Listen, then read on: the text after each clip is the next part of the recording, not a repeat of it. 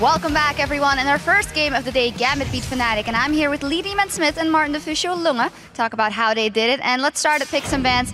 Gambit coming out with a very well-rounded comp, Korean inspiration, but the Caitlyn, which you found a little odd.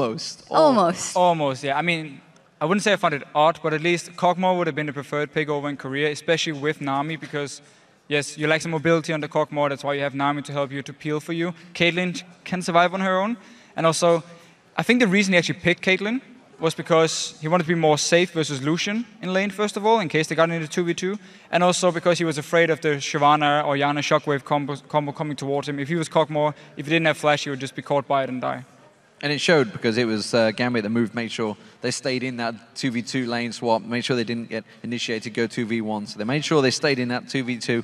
And obviously that led down towards the bottom lane, which was where Gambit really just kept things going on the Dragon. Obviously it left top tower open to Reckless. They pretty much, Fnatic were taking towers throughout that game, but Dragon control, as Diamond had just mentioned, was all about Gambit. Absolutely, but yet when we were watching it in the beginning, we thought Fnatic taking all those towers, will Gambit bounce back? And much like the game versus SK, Fnatic just couldn't keep it going. Well, first of all, when you get all these towers, you should at least get full control of the map. So it means next time Dragon spawns, all the outer turrets are gone from Gambit. Fnatic could go into the blue side of the jungle from Gambit, put up a lot of wards, just wait for them, spot them out around the Dragon, kill them, take the Dragon, move on. Instead, they kept focusing on towers again and again, so they gave the Dragons to Gambit here. And if you can't even control the Dragon, when you have so many towers down from the enemy team, your map control is awful, just to say it straight up, and your decision-making isn't correct, because it was too easy for Gambit to pick up these Dragons, to stay even in gold, even though they were so far behind, and then get to the point, especially where Jax, and also, of course, Genji and Caitlyn could really start to shine in team fights. And it was a strange issue, because Fnatic basically were so fast in their movement, their fluidity, you know, they let or pressured the Dragon. I think it was the second Dragon in the game, and then when they took the mid tower and the blue buff and basically kept Gambit away, and then again, they did the same tactical movement. Instead, they pressured them. And then Gambit quickly defended the mid tower, so they went straight up top and took the inhib turret. So Fnatic were quick at reacting, but for some reason they didn't really work with the pressure on the map. I mean, we have to give them some credit. It was a great start early on. They got all the towers down, it was good movements. Gambit were on the back foot pretty much the entire early game, especially when it came to moving around the lanes. There was always a lane pushing from Fnatic they could rotate to, take a tower, go back to the other lane, take the next tower. Gambit just had to run behind them all the time trying to defend. So credit to Fnatic here. But it's simply the fact they didn't control the right places on the map at the right time. Sometimes it felt like they placed, I wouldn't say too many wards, but they had wards so many different places where they wouldn't even be going. So they invested a lot of vision into, let's say, the top side when Dragon was about to spawn, which meant there was not enough vision down there, or they weren't in a position to then take the Dragon when it actually spawned, so Gambit could go in and get it. So maybe they were a little bit too far ahead. And talking about objective, the objective of objectives, Baron, of course, not going in Fnatic's way, and maybe they try to go for it at a point that Gambit's comp had just scaled too much already. So, scaled too much already, it's a bit hard to say, because the comp from Fnatic wasn't bad in the late game. I mean, they had a lot of champions who, with Lucian, Shyvana, of course, Orianna, all do really well in the late game. It was more the fact that Gambit managed to hold them off from starting the Baron, and if you start the Baron at this point here, let's say you're 5 members, there's 4 members from Gambit waiting around, you're going to take some damage from the Baron. You're going to get in a bad position where, as Trevor mentioned a lot of times, if you group up together, Wild Growth comes in on the Jax who jumps towards you, knock up multiple members, like we saw in the big team fight where actually Gambit turned everything around, it's very, very hard for you to do anything. So once they got grouped up around this Baron here, it was easy for Gambit to just hold them off again and again and continue to farm and then wait for the right team fight when they were strong enough and get the kills they needed and also the Baron. Yeah, and of course, you know, from there, obviously Gambit went on to basically take the advantage. As Trevor mentioned, they went from 2,000 gold down to 6,000 gold up and suddenly equal in turrets. But you got to look at Gambit, and while it was a good win, it was far from a convincing win. You could look at when Darian jumped in with Jax, Genji was recalling in the mid and went back to base. So they're still not quite on the same page right now. So there's still issues in Gambit. Yeah. It seems at least a little bit solo queue play for the team in general. Also why they were on the back foot in the starting the laning phase. They weren't ready to defend the towers. They didn't predict, okay, where's Fnatic going to push next? Or do we need to stop this wave up top lane? What's going to happen if we don't stop it in the next minute? And that's what Fnatic were better at doing. And that's also where it shows for Gambit some solo queue mentality, maybe some shot calling, which wasn't on point. I'm not sure if Alex was actually the shot caller for Gambit or not. But obviously, if he was, it's hard now for the next guy to step up and learn it. So it could take some time. Well, in any case, a good victory for Gambit, but a lot to work on for both teams, I think, is the conclusion. And now let's head back over to Joe and Quickshot for our next game.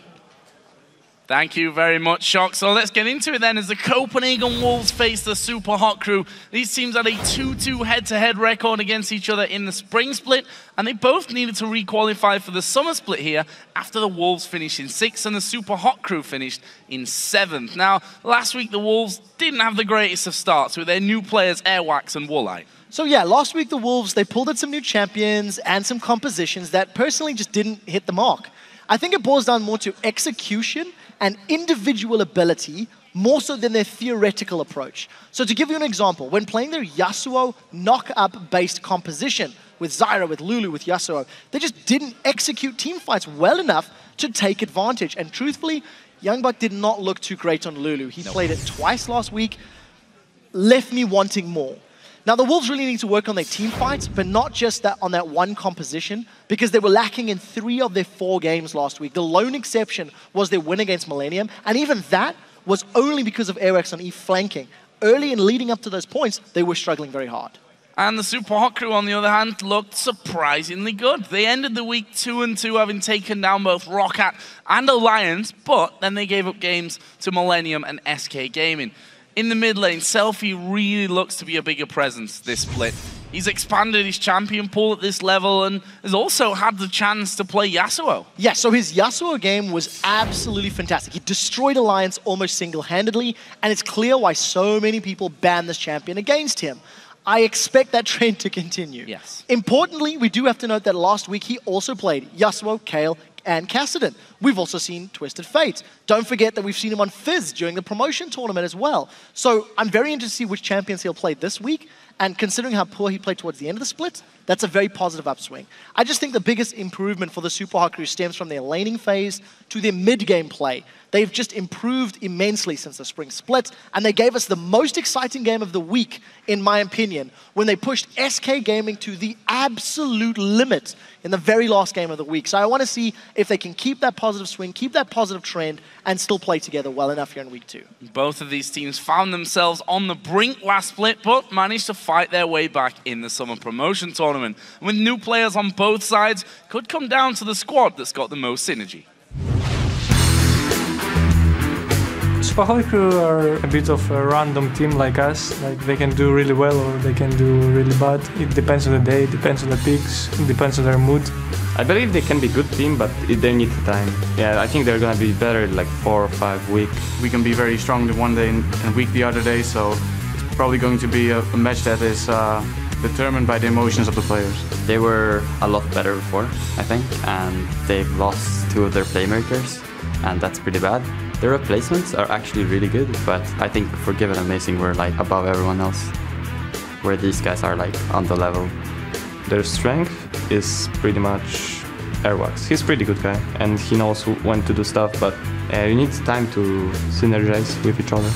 I think the Copenhagen Wolves had shown that they have a really good early and mid game, but they seem to drop off into the late game. They seem to make some small mistakes, some small rotation mistakes, and if we can stop them in the early game, then we can shut them down completely. If they go to the late game, then we just have to show that we're better at late game and aim picks for that. And I really find myself agreeing with We Will Failure on this one, that the early mid game has not been that big of a problem for the Wolves. Even when we look at last play, it's always been the late game where they struggle so much in, number one, keeping a strong lead intact, and number 2, once they've done that, actually winning the game.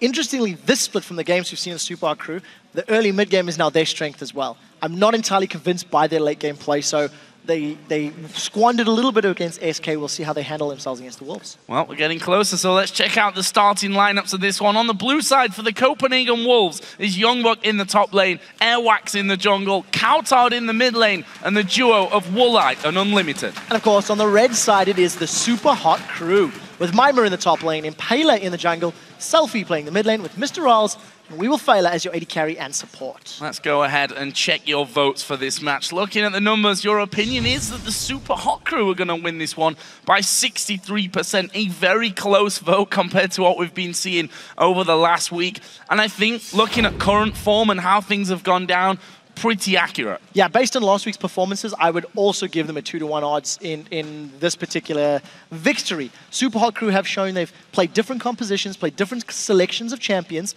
and performed well with all of them. Copenhagen Wolves played a very similar style of champions last week and did not perform particularly well. So we'll see if they've maybe gone back to some old roots. I think my eyes are going to be on YoungBuck. He played Lulu twice, Vlad, and Trundle. And all of them were not particularly great. So I'm going to look into my crystal ball of obviousness and say that Yasuo is probably going to be banned out in this one. cowTard plays Yasuo. SELFIE's been brilliant on Yasuo. There's surely no chance that he's going to go through this one. Or will it? Maybe I will prove wrong on that one. No, I agree with you. I think it's going to get banned. I expect the Kassadin ban as well. Both cowTard and SELFIE have played Kassadin in the past, so a lot of mid lane focus for two teams that are fairly hinged on their mid laner's performance, I think, if you look at the bigger picture of things. So, the other bands coming out. LeBlanc taken away from SELFIE. It was a LeBlanc that he really started with when he came into the Super Hot Crew in that last split. There's some more percentages for Kassadin on his ban total. 83% of games banned away. And also Lee Sin taken away here. Impaler, of course, really favouring that Lee Sin last week. In fact, played him in 2 out of 4 games. His other jungler was Elise in the 2 games as well. That was also 2 games for Airwaks. Airwaks also played Lee Sin after his Yorick game very early on, and he's not going to get his hands on that Lee Sin today. Oh, Evelyn taken out from the jungle, but that leaves the Rat still in play, and it's going to be picked up by Woolite. Both me and you obviously casted Woolite playing for Denial when it came to the Challenger playoffs, and he was phenomenal when he got his hands on the Rat. That could be dangerous for the Super Hot. I think it is dangerous. Twitch is probably the most sought after AD carry at the moment. MrRalleZ does have options. He is probably the strongest mechanical player on Super Hot Crew, and he can run the option of going with a Lucian plus an aggressive support to try for that 2v2. Alternatively, he's also one of the only players in the EU LCS running Draven on a regular basis. He played it once last week, did pick himself up a win, and does very well. So we'll see who and what MrRalleZ and the rest of the team decides to lock in to counter the Rat. So the other side here then for the Super Hot Crew, Shyvana picked up. Funnily enough, the only loss that they recorded last week to Millennium was a game where they didn't have Shyvana. All 3 wins had Shyvana in the top lane for Mimer. Successful pick for them. I already talked about the fact that Impaler has played Evelyn in there with the Elise as well, and that was actually a win against SK Gaming where he had the Elise in the jungle. Just from a stats perspective, very quickly, Mimer in his 3 games had a 7.3 KDA on that Shyvana, and over for Elise, 1 win, 1 loss, Impaler recorded a 5.8 KDA. So if you just look from a statistical standpoint, these are great numbers for the Super Hot Crew. It's comfort picks, it's picks that they can find kills with and take part in team fights very effectively. It is also 2 champions that can make it to the back line onto a Twitch. Dragon's Descent and Repel are tools that you can use to get that Twitch down, and if they can jump to that Twitch, that could be the way to win a team fight. On the other side, Leona locked in for Unlimited. If we look back to his picks so far, he has played himself 2 games on Leona, also 2 games on Zyra as well, but it will be Leona this time, and also taking Ziggs for the middle lane. Another champion which has been hotly contested around the place. This, though, for the Super Hot Crew could be very interesting. I'm not expecting to see Misfortune Vel'Koz, that's for sure. I'm definitely not, although the amount of damage from the Lifeform Disintegration Ray and the bullet time is going to be very, very damaging. Not going to happen, though. You almost forgot the easy one out. I know, I got so excited about Lifeform Disintegration Ray. But the one thing I do want to touch on is just how much power there is in Disengage here from cowTard. He's on a super comfort pick. Ziggs is was one of the priority mid laners, still features a lot in the European LCS, and if cowTard gets any sort of lead, the bouncing bombs and the minefields can completely dissuade any Super Hot Crew team fight. It also gives Copenhagen Wolves a great way to defend towers, both aggressively and defensively in the early, mid, and late game. So on the other side then, the bottom duo is going to be locked in here for the Super Hot Crew. Of course, the Wolves took theirs as the first and second pick. for the Super Hot Crew, it's Thresh and Lucian, two, I would say, big champions when you look at We Will Failure and MrRalleZ as champion pools. It's the default wife steal bottom lane. I mean, we've seen so much Thresh and Lucian all the time throughout the LCS. It's a comfortable pick for MrRalleZ. He played it 3 games last week, as we've touched on. We Will Failure put up a good performance on Thresh. I liked his death sentences. Yeah. I liked his lantern ganks, and I feel like positionally, he did a good job at putting his box down. The scary thing is, can he do it against the comp now with this Ziggs, who is going to control him and push him back and bully him around? We'll see how he impacts and affects the Copenhagen Wolves. So for the Wolves then, how are they going to finish off? Yorick in the jungle for Airwaks. We've already seen it this split once already. That was their first game of the split actually against Alliance. 0-3-7 Airwaks finish with that one. Also Vladimir coming in for YoungBuck, another recurring champion pick for him. The loss against Fnatic ended up with no kill, 6 deaths to his name and a single assist. I'm not a big fan of what the Copenhagen Wolves have done. They've gone for another double AP comp. We've seen them running it last week as well. There's not a lot of natural innate synergy between the comps. Ziggs and Vlad want to, Ziggs wants to poke people from a distance. Leona wants to go all in. Vlad wants to pull underneath everybody, and Twitch wants to spray and pray over them. If they hit everything together, let's say you get a Solar Flare into a Mega Inferno Bomb, into the Hemo Plague and the Rat-a-tat-tat, yes, that will be great. But the possibility of that happening against a mobile Thresh, mobile Elise, mobile Shyvana is going to be very difficult to pull off. So for me, the Copenhagen Wolves need to look for skirmishes. For me, the Copenhagen Wolves need to stick together in 2s and 3s, force Super Hot Crew to play the skirmish game, and then simply outplay them with the damaging abilities and the range that Copenhagen Wolves will have. The final lock-in for the Super Hot Crew is going to help counterbalance that range poke of Ziggs, and it's going to be the Nidalee for SELFIE. So it's another champion that we're seeing him add to his repertoire in the summer split. 5 games, 5 different champions. Yeah. And I like the synergy. If you get poked from Nidalee down, you can have support from Elise, from Shyvana, from Thresh. They also have disengage and engage potential. So I think Super Hot Crew is a little more well-rounded. But if Copenhagen Wolves hits everything perfectly, they can melt the Super Hot Crew. Also, the problem for YoungBuck in a solo lane here as well is that how are you ever going to gank someone with a Yorick coming out of the jungle? He's definitely not his strong point as a jungler is ganking. Doesn't really have much to work with, no real hard CC. Of course, at least you've got to rely on landing the cocoon, but you've got the gap closer there with your jump as well, with your repel.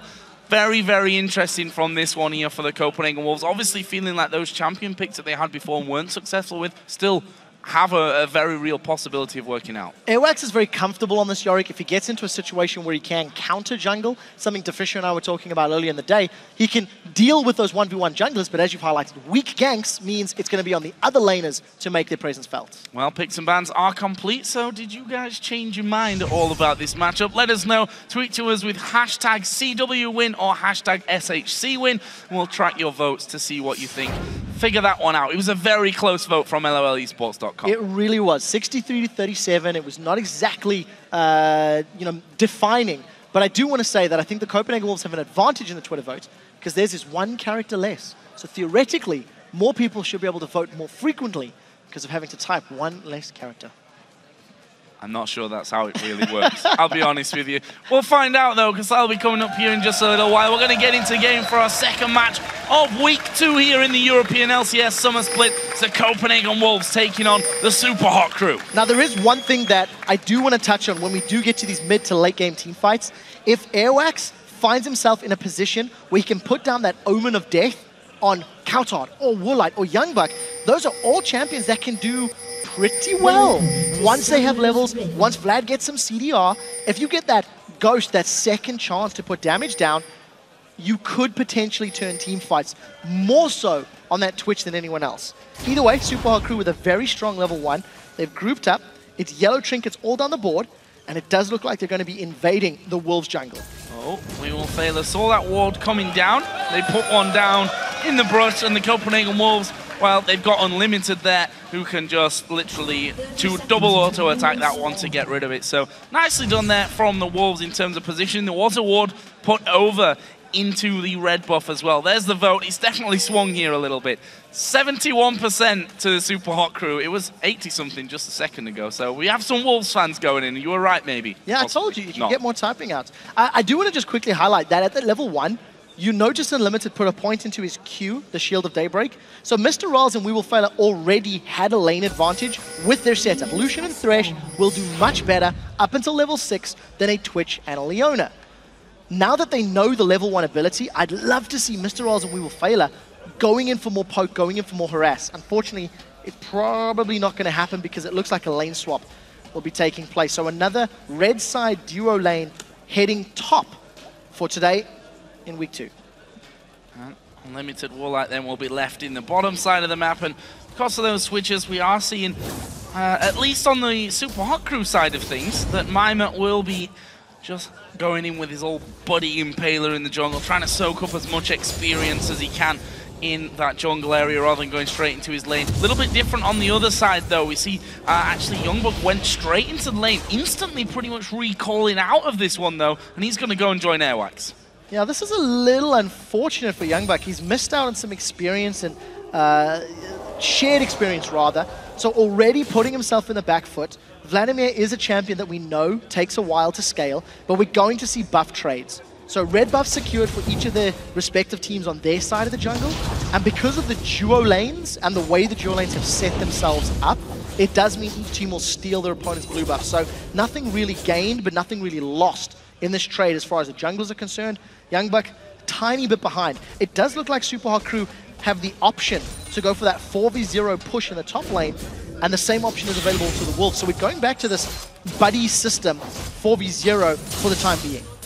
See who comes out on top of that one. Mimer and Impaler just waiting in the tri-bush until that wave is pushed up in position and they can start dealing damage to that tower. Same thing happening on the bottom side of the map as Airwaks just waiting out of range. Is going to throw Ghoul down, which will literally offer them nothing whatsoever because the minion wave wasn't quite there. But the attacks have started. The Super Hot Crew already working on the one turret. The Wolves doing exactly the same, mirrored on the other side of the map. The interesting question is who calls their opponent's bluff first? At which point do we see champions recalling? Since the previous patch, all outer turrets have 30 damage reduction from champion auto attacks or from champion damage for the first 7 minutes of the game.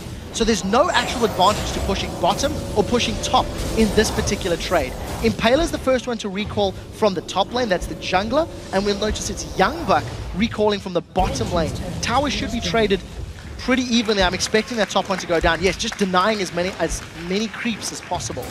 Yep. And at the moment, no further team pushing. No further pushes from that one. The recalls came in from the Super Hot Crew to send 2 men down that bottom side. Leaves us tied up 1-1 in turrets overall. The junglers, with that, not had any pressure in the other lanes, which has left cowTard and SELFIE to just be farming up inside of the middle area. Both of them starting out Doran's Ring and pots from this one. It's cowTard that has a minute lead over SELFIE. Yeah, I think I want to give a little bit of props to the Copenhagen Wolves because it looked like they reacted to that 4v0 push.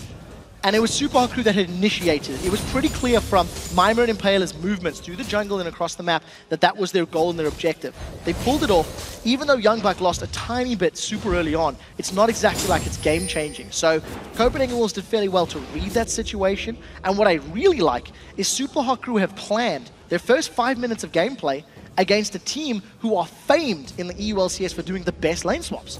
Copenhagen Wolves are oftentimes touted as having the best 2v1s, the best rotations early on. So Super Hot Crew have instantly pushed the Wolves off their comfort and forced them into responding, which they're not used to doing at this stage of the game. Woolite just getting locked up by the cocoon there for a little second, but Super Hot Crew weren't following through either way. Not too much danger for them, especially now that Airwaks has come across. That leaves us in a 3 versus 3 as the Hawk comes in. Airwaks going to take a lot of damage. Unlimited dives into the middle of them as well. This is a lot of damage across 2 members of the Copenhagen Wolves. Have they got the damage to finish off though? No. Airwaks just walks away back to his turret. That may leave the Copenhagen Wolves a little bit unable to defend this tower though. We'll have to see. Yeah, the question is, what does Airwaks do at the moment? He's down on HP, down on mana, wasn't forced to blow his flash, and even though that was a good death sentence from We Will Fail, the Flay wasn't necessarily the strongest, so unfortunately, Super Hot Crew can't get themselves in the tower.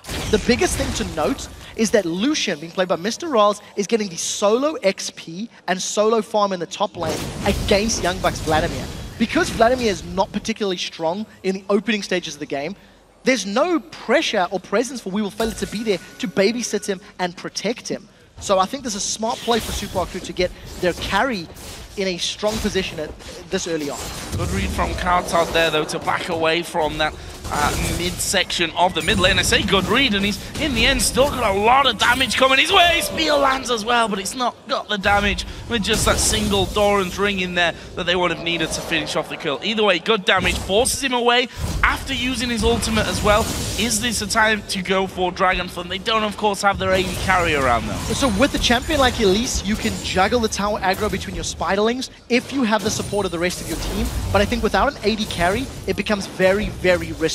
The Dragon deals percentage HP to the champions that it's attacking, and that is very, very difficult to deal with, especially when you consider there could be an ambush coming in, there could be bouncing bombs, depending how quickly cowTard gets back. So I think it was a smart play at the end of the day to not run that risk.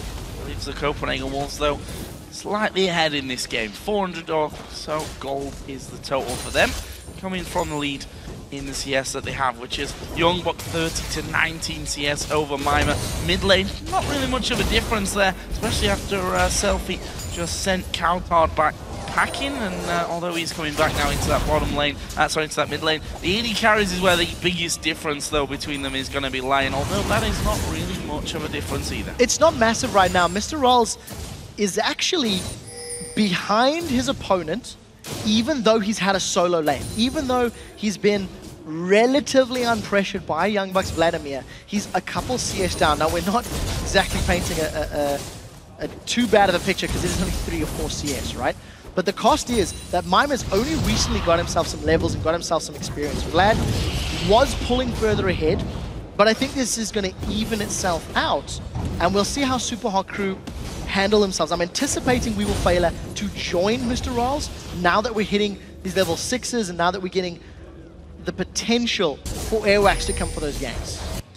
I also saw that We Will Failure now will head towards Dragon. Is it just for vision right now? It certainly looks that way. There is a sweeper on 3 men for Super Hot Crew. Sadly for them, all of them are on cooldown right now as they throw a ward into the death brush of their own. They'll lose a pink ward, though, for the trade on that one, and the Wolves already in position here for a better hold on the Dragon. Mimer teleported to the top lane, so if the Super Hot Crew want to force Dragon, they've communicated this terribly, because Mimer just TP'd not 20 seconds before they made a move towards the Dragon Pit. YoungBuck's got his TP available, and it's going to come down to ranged poke.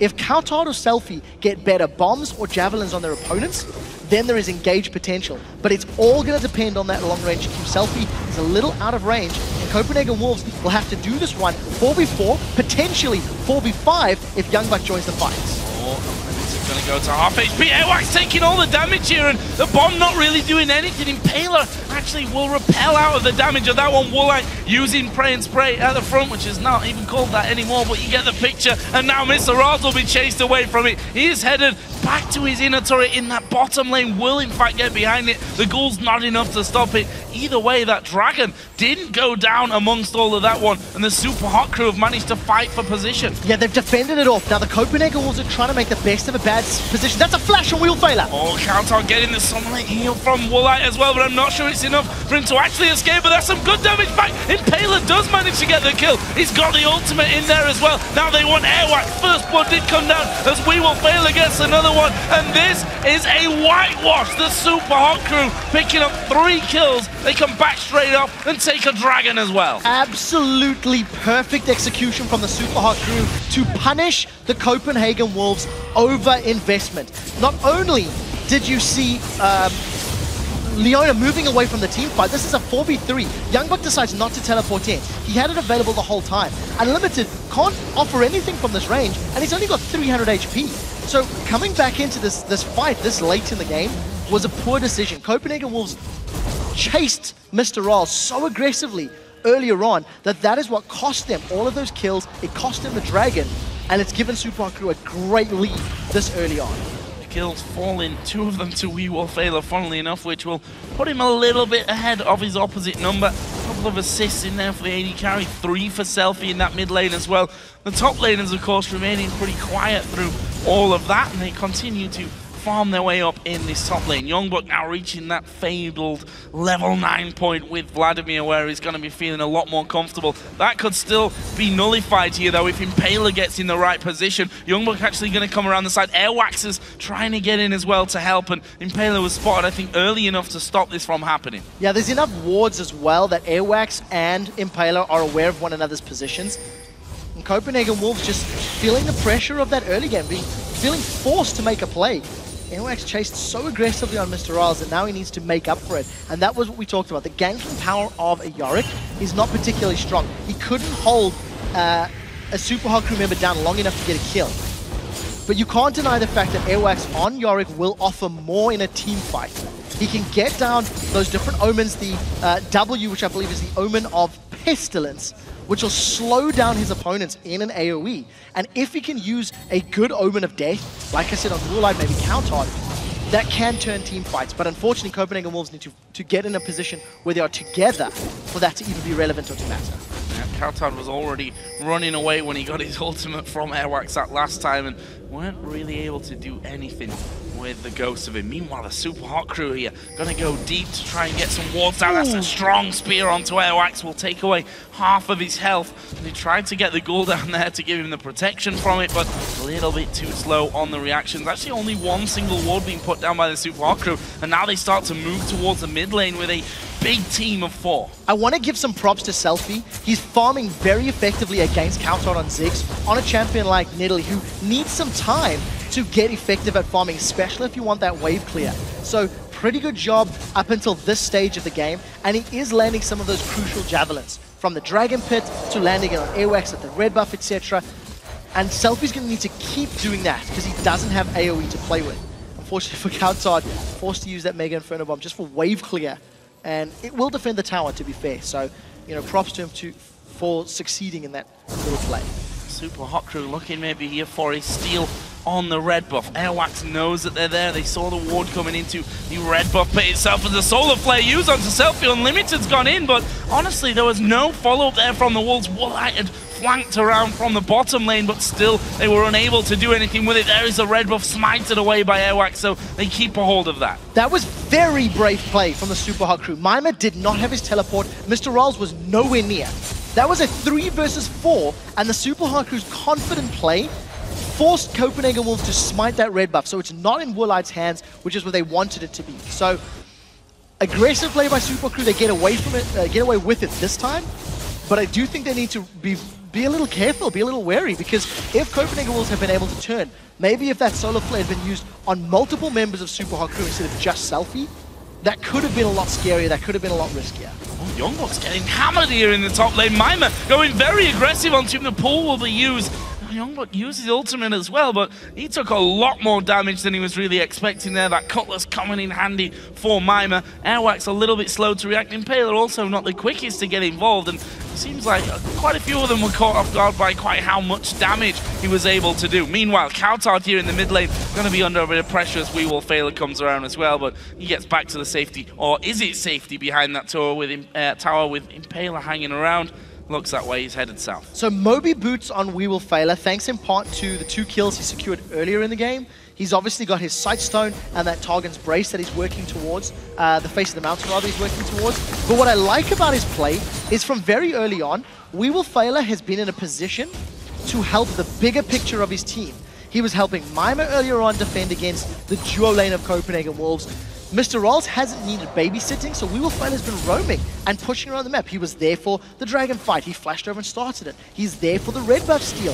Was the threat of death sentence was good. Now Copenhagen Wolves Solar Flares up, and they hold the trigger, don't decide to go in. Even though Woolite is now at the point he wants to be with that Blade of the Rune King, you can start assassinating people.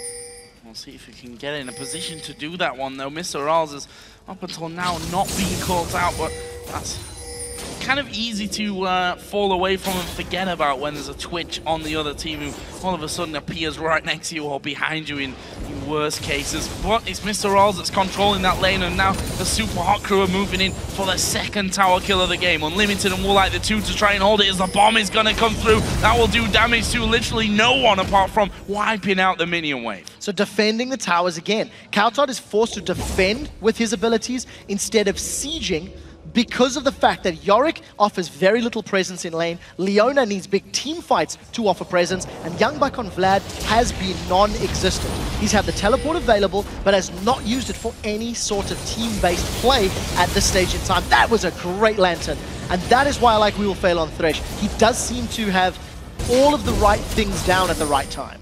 That may just give them the control on that dragon that's just spawned into it, just coming live in this game. As the scan is already down, but they can't finish off that second one. Leaves the Super Hot crew in a great position. The bomb is down from cowTard. They can't go and use that here to try and steal dragon away. Actually, the Super Hot crew moving into the jungle once again. So we'll need to see how Super Hot crew handle the engage. The last dragon was a little risky. I do also want to highlight the fact that Airwaks does not have a GP10 jungle item. It's a little later pointed out, but he's gone tier into Phage. Now, we do have both teams setting up. Unlimited is going to open with a solar flare. They're all grouped up. Yeah, he's managed to get this low onto 3 of them there at the side. He's going to go low, and there we see Woolite hooked in. He's going to surely fall from this one. Did have the ultimate on him, though, so he's going to be able to come back, do some damage if he can get into position. Flashes coming out left and right in this. Mimer will be slowed down. Woolite trying to chase in as Airwaks gets himself the double. And just like that, a 2-for-1 fight in favor of the Copenhagen Wolves. Very good teleport coming out of YoungBuck to join the Copenhagen Wolves. Unlimited took so much focus from the members of the Super Hot crew that it gave YoungBuck and cowTard time to position correctly. Unlimited was even able to back away very early on. And, you know, as you pointed out, Woolite just untouched. The key thing to notice is how much time Super Hot crew spent on trying to kill Unlimited. cowTard's going to zone away MrRalleZ in the backline, and Airwaks and YoungBuck are just going to tear through. I mean, that's Impaler. He burst down so quickly, thanks to the damage amplification of that Sanguine Pool. And I think very good focus from the members of the Wolves onto the key targets in that team fight. Got themselves a dragon, I believe, after that fight as well. So gold, only 1,000 difference between the teams. A little bit sloppy by the Super Hot crew as well. We saw it. MrRalleZ completely outdone when it came to positioning in that fight, and they'll go down for the first time in this game. 0-1-3, he currently sits to the 0-1-1 of Woolite, who himself, I don't want to say out of position, he got hooked in the end. We Will Fail, pulled him straight through into the box. We should note as well that teleport by Mimer is off cooldown now, so he can get involved should needed. Yeah, the one thing that I like about Mimer having his TP available, Super Hot crew have the advantage if they force a team fight. You know, put YoungBuck in a position where he's defending a tower, where you know where he is in lane, and all of a sudden, if you're a Super Hot crew member, you can go for that tower dive with Elise and with Thresh, and you can try set something up. Look, they've caught Airwaks, they've got the cocoon, they've got in! Bomb coming down, Airwaks still survives that one though, and they're calling with the spear a lot of damage at maximum range onto Unlimited and to Airwaks, but it's not enough to finish them off. Will it be enough to force them away from the turret? They need to be careful of Woolite, who tried to flank around there from the dragon side, but was spotted out by a ward. Mimer can flank as well. He's got a lot of tankiness with his Dragon's Descent form, and he's going to have the Lantern to fall back on, as well as a massive heal from Nidalee. So he's pulled some attention of the members of the Wolves, and the rest of Super Hot crew have actually put their focus on the blue buff instead of trying to get to the tower. I guess breaking through a Ziggs defense is always going to be very difficult. The one thing I also would like to highlight is the fact that Super Hot crew are just moving as a 5-man unit. So it does amplify the power of Unlimited and Leona. As long as Unlimited gets a good solar flare, there are too many targets that need to be lanterned for the Super Hot crew to disengage effectively. And it's going to be all on We Will Fail's box to help turn the fight. The Lantern once again being called into use as SELFIE was being attacked by Woolite. In the end, not masses of damage, especially against a Nidalee who can just heal through most of that, almost with that Rabadon's death cap now complete. Meanwhile, MrRalleZ once again backing off to just solo things up. We saw him very early on in the game, left solo in the top lane. That's helped him really get started. He continues that trend now, 180 to 150 CS. They are going to dive for this one. Mimer actually going to put down the pressure, and Airwaks is being hit by the tower. That was frankly horrible from the Copenhagen Wolves. It really was. Mimer's got that red buff. Now he's going to look to chase down YoungBuck, and he's going to run him down. Yeah, what are you going to do? Your turret is down behind you. YoungBuck here will pull away from it. Mimer not looking to chase too deep on that one, but horribly, woefully executed by the Copenhagen Wolves. Lose them a man. And there was MrRalleZ that I talked about earlier, not just farming, but getting another tower here for the Super Hot crew. The Super Hot crew need to try find those picks in order to grab towers. Because they are fighting against a Ziggs, in order for them to successfully siege, they need to force cowTard to back away and know that he doesn't have his ultimate available. Luckily, they have Nidalee spears as well as Death Sentence from Thresh to try and make that happen. But you'll notice the Super Hard crew have just been dancing around this mid tower over and over and over, getting deep wards in the blue and the red buff area of the Wolves jungle, because it's next to impossible to just get past that wave clear of Ziggs. So I think it's difficult for the Super Hard crew, even though they're landing the CC. Look, there's nobody to chase. Oh. That was a good spear. That was a fantastic spear, and cowTard using his satchel even to get even further away from danger. SELFIE and the rest of Super Hot Crew outside of Mimer, of course, who's in the top lane now, moving in towards that middle turret. They've put a lot of focus on this one. Still not being able to get in there as YoungBuck throws down his ultimate onto Mimer. He's going to have to try and back away from it. The Blade of the Ruin King coming up here in just a second. There's the ultimate used. The slow is enough. Not quite, because he flashes in to get the final hit. 1v1, Mimer coming out on top. That's the third or fourth time we've seen that. Oh, well, that's there. He's dead. Damn it, I was just about to praise you, Mimer. You silenced me in my tracks. I mean, Woolite's invisible, so you can't really give him too much for that. Come on, he was in the right place, but touche. That is what Woolite has been needing to do for a while. He's been farming himself up, but he's 40 CS down on MrRalleZ because Woolite has been caught in this defensive mode. Super Hot Crew have invaded the Copenhagen Wolves jungle many, many times over the course of the last few minutes, and that has just meant Woolite has had less time to farm unimpeded. So MrRalleZ is in a pretty good place. Woolite's going to grab the kill and the tower, and MrRalleZ is going to get even more CS thanks to that large minion wave that got pushed into his face. Could have even frozen it there and just soaked everything up from Woolite, which would have punished him even further. However, that way just pretty much auto-attack straight down. MrRalleZ didn't want to hang around and sit farming in that top lane, although his lead is significant as he works up towards a Trinity Force. That was a max-range cocoon to stop Airwaks recalling. Very confident cocoon from Impaler. He's landing the important ones. He's going to need to keep doing that. I feel that for Copenhagen Wolves to win a team fight, there's going to be so much importance on Unlimited locking up multiple members with that solar flare. I feel that if he doesn't, the tools that Super Hot Crew have at their disposal with Thresh, with Shyvana, with Elise, should give them some room to play with. But we'll see how it plays out, because the last big dragon fight did go the way of the Wolves. Mimer will be around for this one, and it looks like Super Hot Crew got superior vision and superior positioning, but they may not want to run the risk of giving up a big objective to a Ziggs bomb. They made that mistake last week. They gave up Baron to a fantastic Kerp Mega Inferno bomb, and I'm not expecting them to run the risk of that happening again. MrRalleZ is away from the rest of the team, though. That might give him a chance on this outer turret in the mid lane, although the wave clear proving a little strong for them right now, and the danger of SELFIE's spears combined with a cocoon and even that death sentence out of We Will Fail going to be a continuing problem for them. And there are the spears. Airwaks losing almost half of his health. There's a pink ward there already for the Super Hot Crew, which will clear out vision.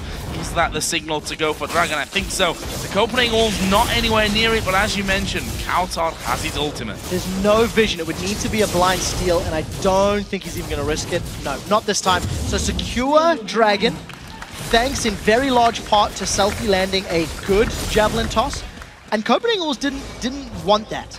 They made absolutely no moves to signal they were looking to challenge, and it just feels like the Wolves are relying on this passive play. Vladimir is going to get stronger and stronger. Ziggs is going to have superior wave clear the longer this game goes. So as long as Vlad and Ziggs do well in team fights in the late game, there may be enough just burst damage from the two of them plus the rat-a-tat-tat to just win a team fight. But unfortunately, they are behind, so they're going to be relying on those AoE abilities to help make up for that deficit in items and gold. So Wolski are going for it. There is a solar flare. It lands onto Impaler, who takes the lantern instantly as he drops down from the rappel. Really well done, and that just alleviates a lot of pressure with solar flare down for now. Yeah, Super Hot Crew definitely will not failure with that lantern. They've caught cowTard! They've caught cowTard, and he won't be as lucky. He will be destroyed by SELFIE in the end, and I think that opens up finally this turret. They've been playing a tug-of-war game on that area of the map for such a long time now, and with another spear, they have to be careful that they don't lose 2 towers. Yeah, Woolite's going to try to assassinate, but he can't take on 3 or 4. He's gone for SELFIE. Oh, SELFIE walking off to the side of the rest of his team. The heal comes through, but he's lost vision of him. The rest of the team came around as well, and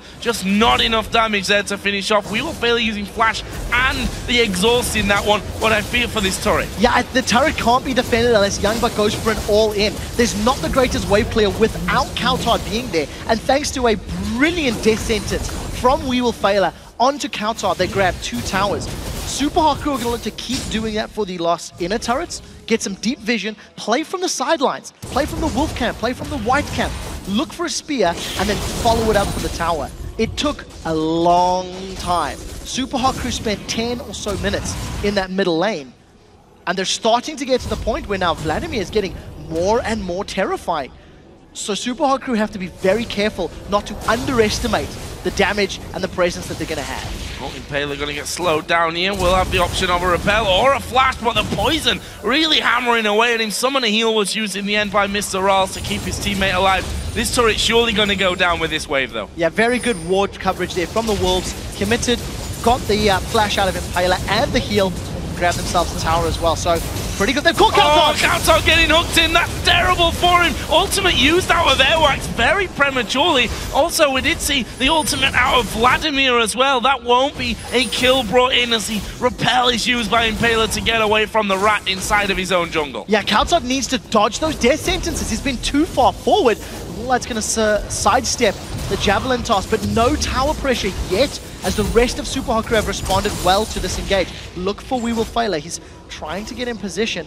Got a very, very high amount of movement speed. Gone for the Alacrity boots enchantment on top of those boots of mobility. So that's an interesting upgrade, because once you get into team fights, obviously that bonus movement speed from the mobility has disappeared. Alacrity is going to help circumvent that, going to help still keep you a little more relevant and a little more mobile.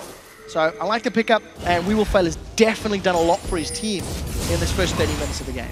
Let's have a look at the overall picture here, because it's been a chaotic tug-of-war game, as he said, in that mid lane up until now. We're not too far away from the half-an-hour point in our second match of the week, with the Copenhagen Wolves behind on gold right now to the Super Hot Crew. 4-3 in turrets. The Super Hot Crew lead this one, and a strong lead in terms of gold as well. About 5,000 for the Super Hot Crew that they're currently sat on.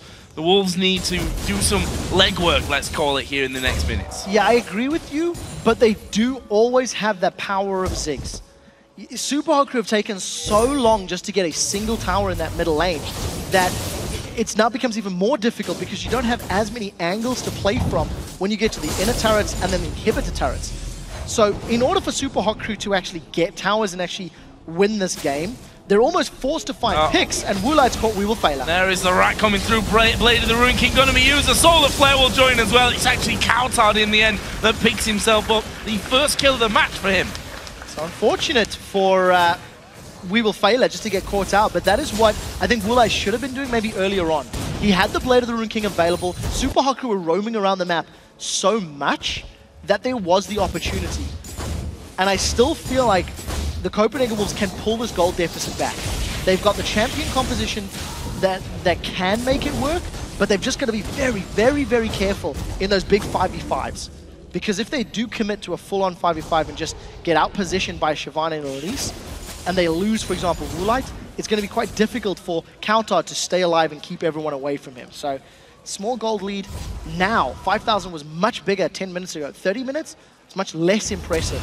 And also key to note, Airwaks, without that GP10, he's about 1,000 gold down, thanks to the 20-odd CS and thanks to not having that bonus gold. But he's starting to get a pretty good collection of items. Also worried for the fact that there's going to be 2 Woolites if the Copenhagen Wolves play this one right. There's more Baron control being worked in, and you know, we talk about going to the late game, and both of these teams in the past have shown that they are not scared of running a game longer than, well, a lot of us believe that they really should a lot of the time. We were watching the Super Hot Crew's game back from last week that went on for, I think, 56 minutes or so, and wondering at some points Why aren't they moving in for this one? What is the problem in a lot of these positions? Obviously, they were on the defending side of that one. They had the chances to come back in. They're not scared of running out to those late game compositions, but the fact is that Airwaks with Woolite, that combo alone is going to be the problem. And there's the bomb that's going to zone them completely away from the Dragon Pit. Solar Flare coming through as well, but they managed to hook in Airwaks. Is he going to go down? He uses the ultimate on himself. He will die out in the end. And that's the other problem. We were talking about 2 Woolites. If he has to use his ultimate like that, it doesn't matter. No, you're not going to get the maximum efficiency. Box is still available. If Super Hot Crew want Dragon, they can go for it. They run the risk of losing their inner turret.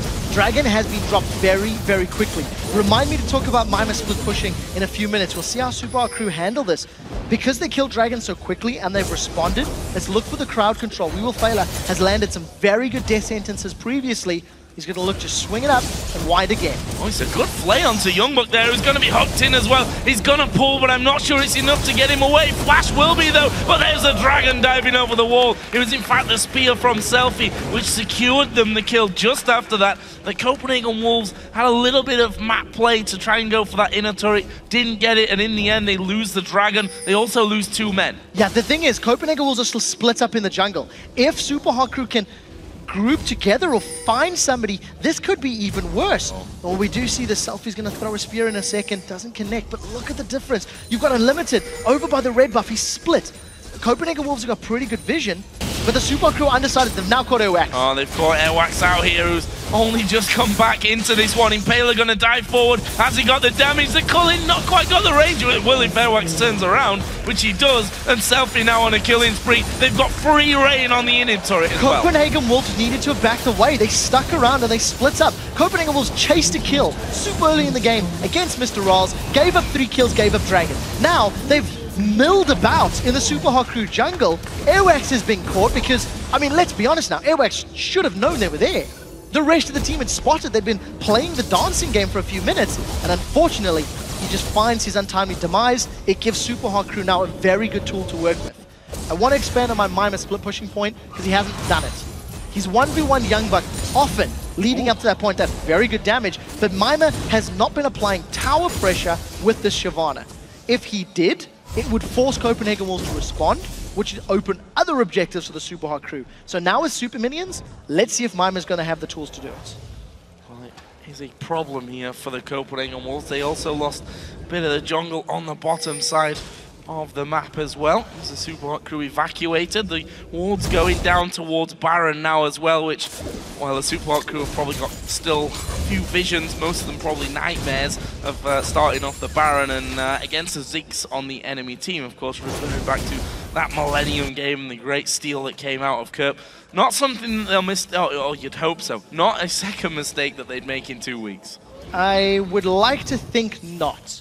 We actually seen in the build-up videos over the course of the day, the team talking about it and saying, you know, I was coming to Smite, and Impaler being very disappointed in himself, and the team actually. So, as it stands, I think Super Hot Crew have been executing very well against this defensive siege or defending champion of Ziggs.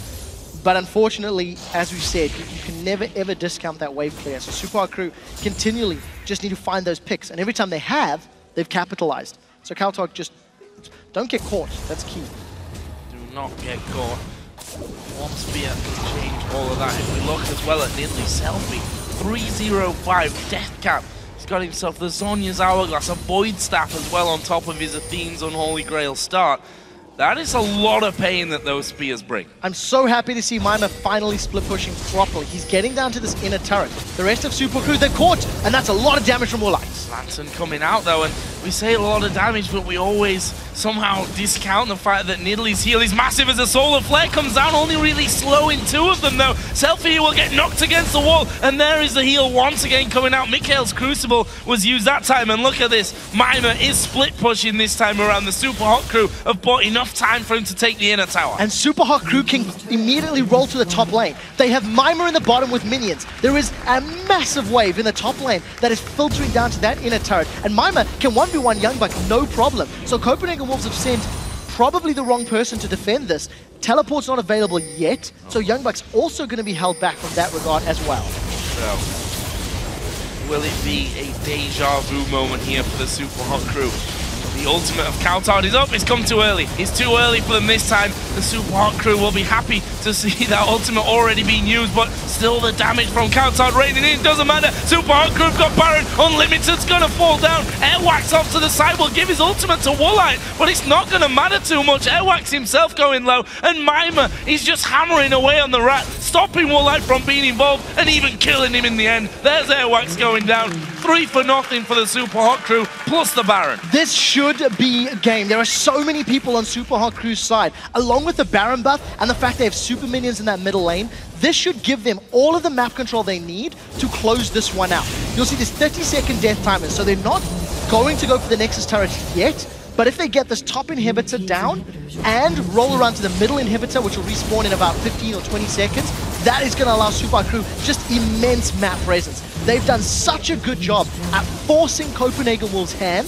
Then once the Copenhagen Wolves respond and have over-responded, it's just been punished by the Super Hot crew. Super minions have already come in. Luckily for the Wolves here, that inhibitor is respawned, which is a bit of a distraction if nothing else for now. That's 2 inhibs down. 1 Nexus turret has already fallen. The Super Hot crew doing the easy choice here of just rotating around to the bottom lane. Minions already pushing in from that one. They should be able to have the 3rd one away as well. The timing, 75% of cowTard from a single spear. Oh, they've been caught. They've gone for it. This is a big fight. We will fail. They're going to go down low. Unlimited, they will fall as well. Mimer right in the middle of the team is causing so many problems. They're going to lose one after the other as cowTard is now being jumped on as well. And that will be 3 men down already. Airwaks can't quite get off to the fountain, and that is an ace for the Super Hot crew. They don't need to care about that bottom inhibitor. They go straight over to the Nexus, take down the turrets. The Nexus itself will follow, and the Super Hot crew in less than 40 minutes taking out the Copenhagen Wolves. Very strong performance from the Super Hot crew. It was a little touch and go in the early stages of the game, but once they found their stride, they continually forced the Copenhagen Wolves to react. That's the best way to summarize this game. The Super Hot crew made plays that Copenhagen Wolves needed to counter, and when the Copenhagen Wolves countered, they didn't do it efficiently or effectively, and Super Hot crew punished them for it. There were some other things in there. YoungBuck, again, I want to point out, we talked about how his Lulu didn't have that big of an impact. His Vladimir last week against Fnatic 0-6-1. This time around 0-3-4. We thought he was going to get to a position where he was scary, but what actually happened was that he ended up pulling every single time to avoid a hook, a cocoon, a spear coming out of Nidalee, and quite frankly, at that stage of the game, YoungBuck wasn't able to do anything because the opposition were just far too strong. Mimer completely outclassed him. Completely. 1v1, there is no doubt and no argument to be made. The YoungBuck was even in the running against Mimer. The composition from Copenhagen Wolves was just super interesting because it didn't have a lot of innate synergy, and it relied so much on having multiple AoE abilities landing. And unfortunately, Copenhagen Super Hot crew just were never in that position. No. They were always split up, they were always pushing, and then, okay, we've pulled somebody out, we've baited somebody out, we will fail a lands a hook, or SELFIE lands a spear, and they just got punished for it. So I really think Copenhagen Wolves have to go back to the drafting phase and think very seriously about it, because I'm not sold on this pick. And we saw it multiple times from them as well. The Unlimited would get in there, throw out the Solar Flare, which would slow right on the edge, just 1, 2, maybe 3 people, but then the next AoE would come in and they just kind of dodge out of the way of that. And once those big ultimates are already gone, you realize the Copenhagen Wolves don't have a lot to do. Woolite as well, we saw him once or twice doing what we expect of a Twitch these days, which is stealthing in there, going 1 against 1 against whoever it is that he ends up finding. He had 1 opportunity to do that, and honestly, it just didn't have an impact that we've come to expect from a Twitch. Actually, funnily enough, this is the first loss that we're seeing from a Twitch game. It is the first loss. I think it's also the way in which Copenhagen Wolves played that game. I mean, cowTard did well at defending towers, but I never once felt that his bouncing bombs or his Mega Inferno bombs dealt damage in team fights. There was 1 team fight where his ulti actually hit multiple members. Now, this is also a credit to Super Hot crew. Nidalee pounced away, Thresh managed to lantern people from time to time, you had Elise going repel as well. So it was a pick that was going to be difficult to land, but because he didn't land it, the rest of the cleanup just simply couldn't happen. So I think, again, just like last week, individual play question marks have to be asked of the Wolves. And we also have to, I think, at the same time, cut them maybe a little bit of slack. Well, this is a team that's going through very much a reform, a new AD carry in there as Woolite came in to replace Forgiven. Maybe even more importantly, the jungle change as Airwaks comes in to replace Amazing, who's gone over to North America to play for TSM. Especially the jungle role, such an important role, especially when you look at how the Wolves did in the last split and how good Amazing was for them. He was, in terms of kill participation, right up there at the top. And honestly, Airwaks, I'm not sure how you're going to control the early game when you've got a Yorick. I agree. His presence in lane is just non-existent. And if you're going to play a Yorick jungle, why do you pick a Leona and Vlad, who have next to no lane presence? Leona gets good at level 6, but there is a long time between level 1 and level 6 where you can get punished. Same story with Vlad. Vlad gets better in theory. Not against Mimer Shyvana, I mean, that we've seen. But, you know, in the setup, if you're going to run the Yorick, I think you need to have lanes that can hold themselves, can handle themselves, or that have hard CC. Put Yorick with somebody that can lock somebody up. Maybe then you've got the damage to pick up kills. But again, Yorick, 2 games, 2 losses. We weren't convinced when it was played in other lanes, and it's not really working out for Airwaks and the Wolves in the jungle. Yeah, I think you were right in your initial statement. Maybe back to the drawing board is where the Wolves need to go and have a look at their picks and bans. It looks like Shox and Deficio, though, are ready to talk with the super hot crew's Impaler. So let's send it over. Guys? Thank you very much, Joe, and congratulations to Impaler, of course, and the super hot crew after that win. On quite a roll here, I was almost going to say, but tell me how you came into this game, because last week's game, the last one versus SK, was quite a heartbreaking one for you guys. So how did you regroup? We worked a lot on our communication this week. That was like the biggest problem we had to fix. And now everybody's listening to each other. We've really got everybody working together now. And when you're starting to work together, you can just pick apart situations like this and get a fairly easy win. So how does it actually work communication-wise on the team? Because you just said you guys got better at it. Is it one guy who steps up to become the shot caller? Is it everyone who gets better at rotations or looking at the map? Or how do you guys improve it? We've got a new system, which is like whoever says something the loudest is the guy who does the call. Okay. And then like if anybody says something the loudest twice, then that's the final call, no arguments. So like it's generally me and Failer, and if he shouts higher than me, then I'm like, okay, Failer, you got this one. Well, communication is also crucial, of course, when you're going for those dragons and those dragon fights. We actually have a replay of the very first dragon fight, or actually the fight after that, if we can get that up on the screen. Very interesting turn of events there for both teams, basically. Right, yeah. So I'll just start it off, introduce the whole thing here. First of all, notice up in the top lane here, Mimer, teleport is on cooldown. He used it to the tower to get back to the lane.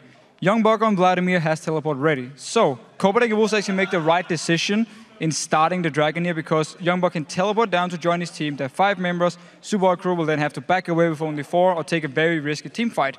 Now YoungBuck actually did the right thing first. Just a few seconds before this happened, he was waiting in the bush to teleport down and join his team, decided to drop the idea, actually run back in the lane where Mimer can see him, and it means now once we start rolling the clip, if we just roll it away, actually what we're gonna see is now if you look up in the top lane, notice how YoungBuck is running back in the lane because he wants to teleport. Trying to teleport, but Mimer, he spots him already, stops him from doing it, and now Copenhagen Wolves are in big issues. That's why we go to the next part, which is after this dragon fight, where Copenhagen Wolves stay around, only 4 members. They gave up they stopped doing the dragon, of course. Start this fight here, and your point of view, once you see Copenhagen Wolves stay around this blue buff, even though they're already poked, what do you guys think?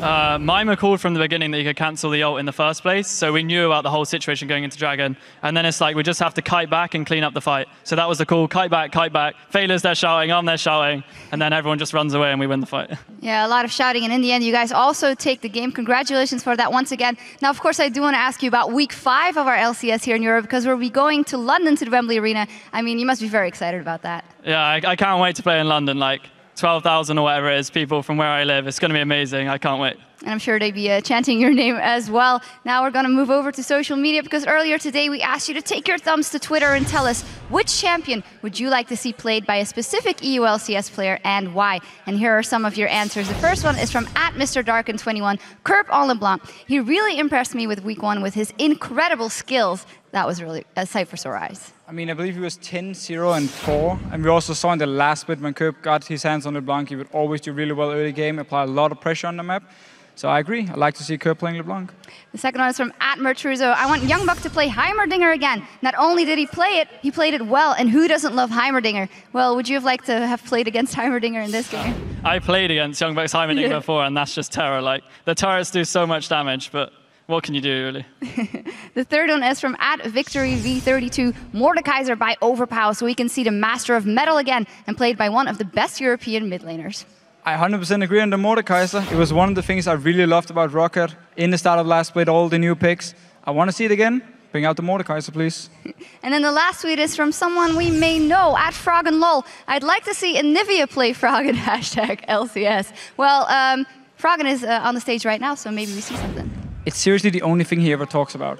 Anivia and then Karthus against whatever champion in the mid lane. And he will argue with other mid laners, other professional mid laners for hours about this Karthus versus whoever, or Anivia versus whoever. Well, it's great to listen to Froggen, and it's also great to listen to you guys' responses. There were some great responses once again, and we'd love to keep hearing from you, so you can always talk to us @LOL Esports and use the #LCS throughout the matches.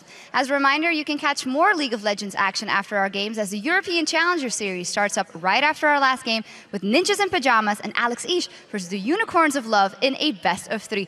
Thank you very much, Impaler, and as for us, it is time for us to base, but we'll be back in 3.5 minutes with Millennium versus Alliance, so stay right here.